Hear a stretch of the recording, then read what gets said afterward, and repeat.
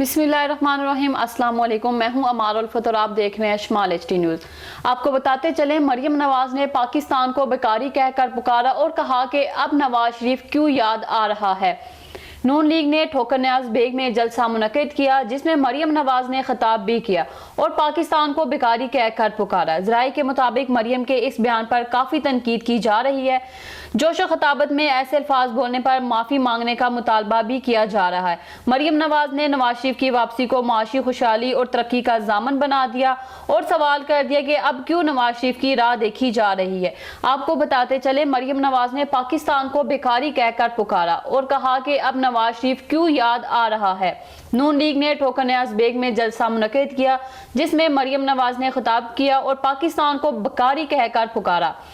ज़राए के मुताबिक मरियम के इस बयान पर काफ़ी तनकीद की जा रही है और जोश खताबत में ऐसे अल्फाज बोलने पर माफ़ी मांगने का मुतालबा भी किया जा रहा है। मरियम नवाज ने नवाज शरीफ की वापसी को माशी खुशहाली और तरक्की का जामन बना दिया और सवाल कर दिया कि अब क्यों नवाज शरीफ की राह देखी जा रही है।